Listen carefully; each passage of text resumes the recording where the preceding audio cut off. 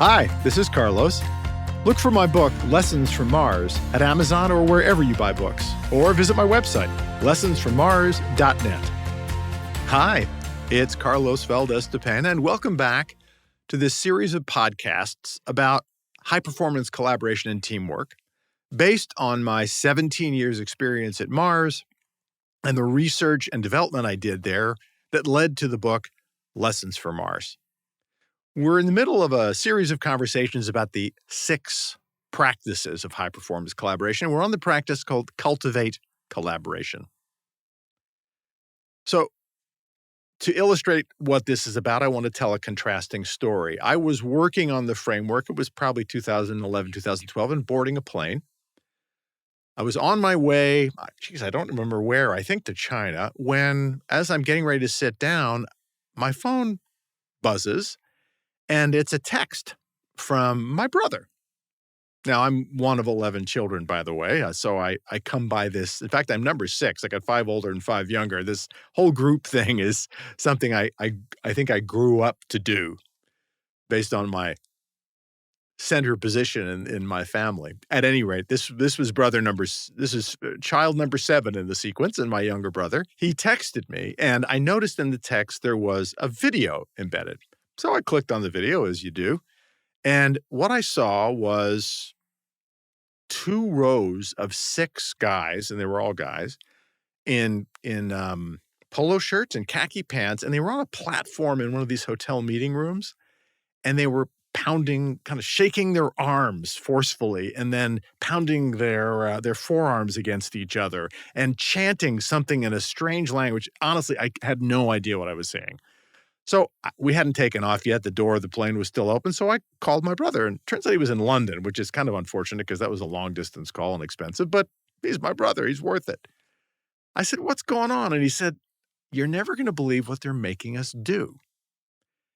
And he told me the story of what he was there on a business trip. He's part of a sales and marketing group in an industrial software company. And they were all in London. They'd gathered from 3 continents, from Australia, from Europe, and from North America, to do some team building. Now, his company had been acquired, I think, about a year before by another company, and they weren't doing well. And as I think my brother put it, some genius in higher management decided what they needed to do to turn things around was a little good old-fashioned team building. And what they were doing was being taught how to do the Haka. So the Haka is a ceremonial dance, sometimes a war dance, of the Maori people of New Zealand. And it's really quite stirring. If you've ever watched the New Zealand All Blacks play rugby, they open with the Haka, and it's very exciting. In any event, they had flown over a couple of Maori tribesmen from New Zealand, flown in 30 people from around the world to a very expensive hotel in the center of London, and they spent 4 hours learning how to do the Haka, doing the Haka for each other, judging each other on the Haka, and then giving some group or another a prize for doing the best Haka. Now, this team building, remember, was meant to help turn the business around. Think about the odds of it actually being effective. It didn't surprise me 9 months later when my brother called and said, "Oh, by the way, my division's just been sold off again." They never could turn the corner. This is what passes for trying to build more effective relationships at work and within teams. And it doesn't work. Like so much of what we've talked about, we've come to rely on these tools and techniques that don't deliver a difference in performance.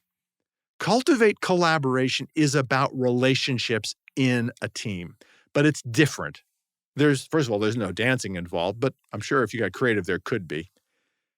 What it's about is accountability. It's about accountable, collaborative relationships, and it happens in a few ways. First of all, the manager to the team or the team leader to the team saying, "Look, guys, here's what I'm expecting you to be accountable for in terms of your collaboration. The behaviors we're going to need to see as a group for us to do what we've committed to doing in our purpose and in our crystallized intent." But it goes the other way too. The team turns around and says to the manager, "Okay, fair enough. And here's what we need from you in terms of leadership, guidance, coaching to deliver on our collaborative commitments. So it's two-way contracting. It's accountability. The third step in this is team members talking to each other. So if you think back to the radar screen where subgroups of individuals are named to run certain projects, those subgroups get together and talk about, okay, what am I going to do in this? What are you going to do in this? And how are we going to hold each other accountable? And by the way, how's our boss going to hold us accountable for the commitments we are making? Right? So now we've got three directions of accountability: manager to team, team to manager, and team member to team member. We're weaving a fabric of collaborative accountability. You don't get that by doing the Haka or going out and doing paintball or even doing a ropes course. Now, there's one other element to this.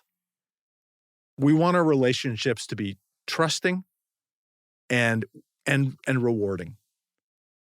Once you've determined who's doing what with whom and what the accountabilities are, it's time to sit down and say, okay, especially in the subgroups, but you can do it in the big group as well.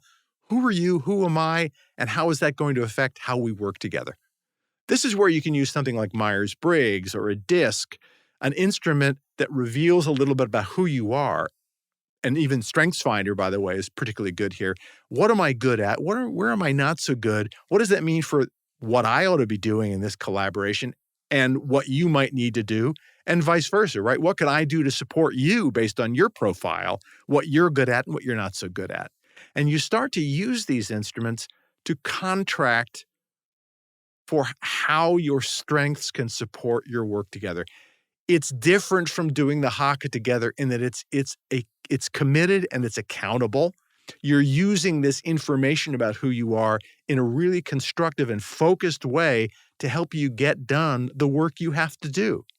And I'm going to tell you, after years of doing this, I have never seen relationships get stronger than when people sit down and do a Cultivate collaboration session and really connect to each other around meaningful work and make these accountable commitments.